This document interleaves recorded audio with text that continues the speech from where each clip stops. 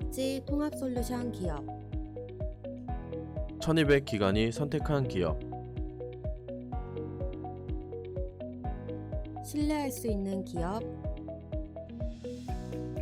어렵고 복잡한 회계 업무 국회어 위탁 서비스와 함께하세요. 국회어. 안녕하세요. 여러분, 천천박사입니다. 오늘은 장기화 기관에서의 영업 접대비에 대한 내용을 알려드리려고 나왔습니다. 여러분, 어떤 사업을 할 때 우리가 영업을 하는 전략에 대해서 굉장히 많은 부분이 있을 거예요. 뭐 온라인에서 홍보를 하는 방법도 있고, 뭐 오프라인에서 홍보를 하는 방법도 있는데요. 주로 많이 쓰는 방법 중에 하나가 뭐 예를 들어 물건을 판다고 하면 온라인 홍보에서 이런 게 있죠. 행사. 그러니까 좀 저렴하게 우리 물건을 좀 저렴하게 뭐 할인을 해서 판매를 하는 그런 전략이 있을 수 있어요. 이게 온라인이나 오프라인 둘 다 이제 통하는 방식이고요.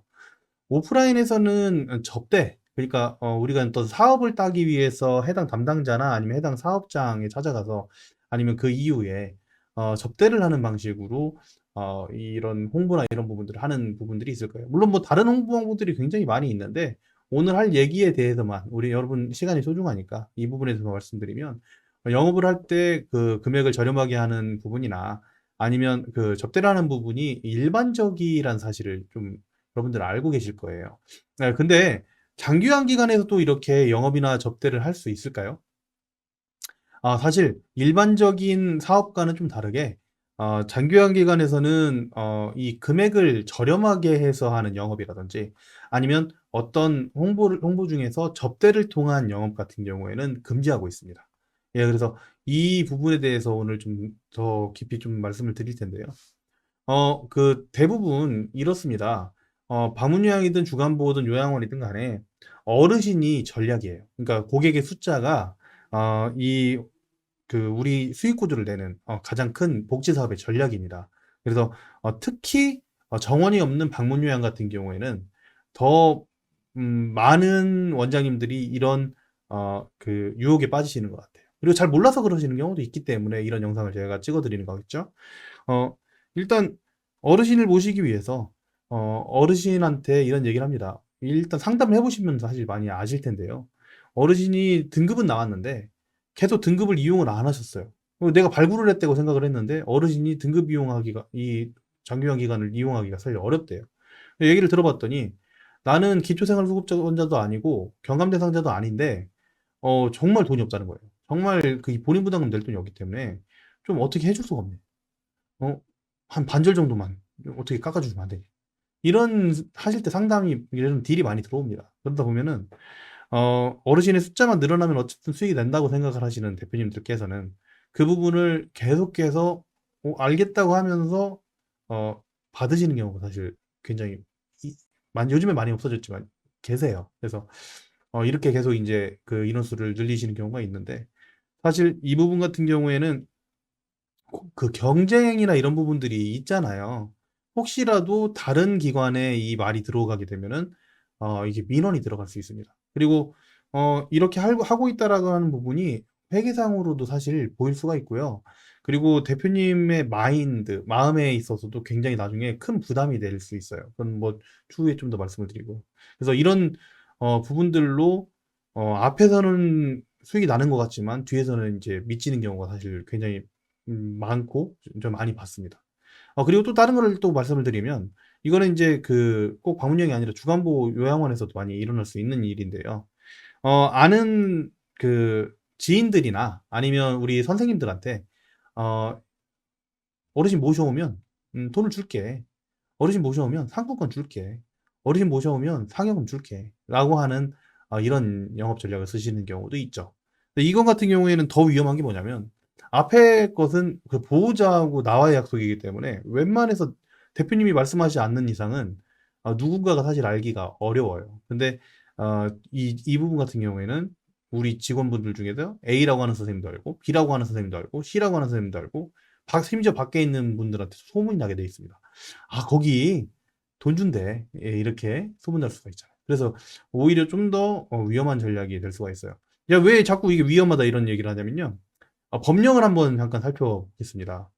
일단 내용을 잘 읽어보시면 일단 35조 6항에 보면요. 장기환보험법. 예, 35조 6항에 보면 누구든지 영리를 목적으로 금전, 물품, 노무, 향응 등을 제공하면 안 된다는 말이 있고 이 본인 부담금에 대한 그 행동을 하면 지정을 취소하거나 6개월 이내 정지 취할 수 있다고 하니까 이게 이제 이걸 꼭 기관장님이 아니더라도 행하는 분들의 문제가 될 수가 있어서 굉장히 조심을 하셔야 되는 내용입니다. 그래서 이 장교환 기관의 의무 뭐 이런 것들 이게 법으로 지정이 돼 있어요. 그리고 지금 실제 공단에서 나눠주고 있는 그 홍보물에 따르면 장교환 기관의 소개 알선 유인 행위를 한 자에게는 업무정지 처분하고 그다음에 벌칙 2년 이하의 징역 또는 2천만 원 이하의 벌금 등을 부과하는 처벌 규정이 있다. 이렇게 지금 나와 있는 부분인데요. 그래서 이런 아이러니가 생깁니다. 최초에는 그 어르신을 모시려고 했던 이 영업 활동이 회계상으로도 이 본인 부담금이 이게 깎아주는 게 불법이다 보니까 내가 역으로 그거를 맞춰서 집어넣는 경우가 많아요. 역으로. 그러니까 이거를 뭐 전출금이든 대표님 급여든 그걸로 가져가셔서 이제 역으로 이렇게 이제 집어넣으시는 거예요.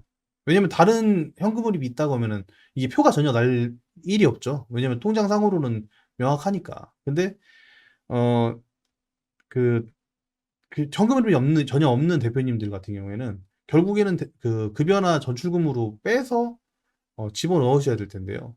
이게 굉장히 스트레스 받습니다. 굉장히 이게 굉장히 스트레스 받는 일이에요. 맞춰 놓는 게. 그리고 사실적으로 한다고 하더라도 예를 들어 급여 같은 경우에는 원래 내가 가져갈 수 있는 급여 여력은 200, 250이에요. 근데 이거를 맞추기 위해서 400, 500을 빼야 됩니다. 예, 그래야지 맞출 수가 있으니까. 당연히 그렇겠죠.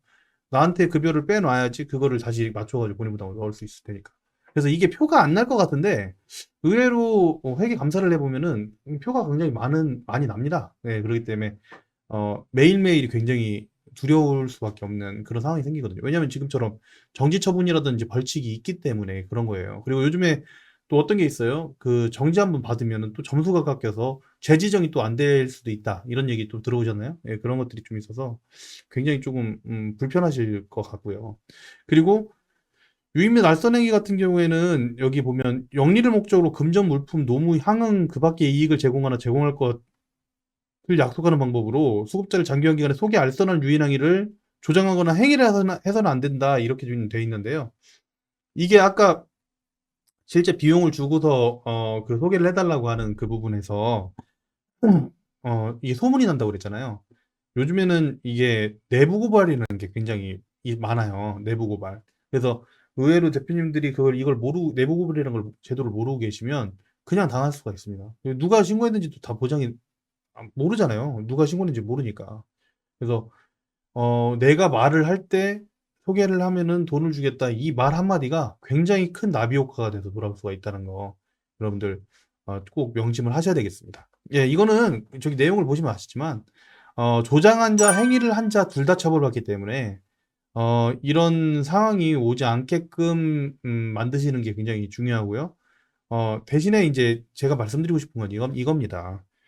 정도 영업을 막는 건 아니에요. 절대 오해하시면 안 됩니다. 정도 영업. 그러니까 예를 들어 우리가 인터넷을 통해서 인터넷 홍보, 온라인 홍보를 하는 것, 그다음에 오프라인에서 우리 기관이 이렇게 좋다라고 돌아다니면서 홍보를 하는 거, 뭐 홍보지를 돌리는 거, 이런 것들이 불법은 아닙니다.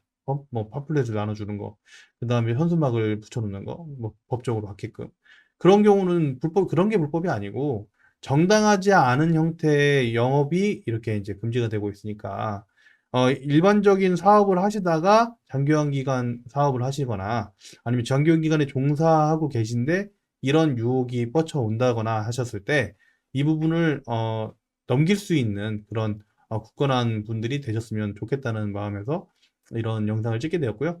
예, 영상의 그 분위기가 조금 가라앉을 수 있는데도 불구하고 이렇게 시청해 주셔서 저는 너무 감사를 드립니다. 저는 이제 오늘은 여기까지 하고요. 저는 천천박사였습니다. 감사합니다.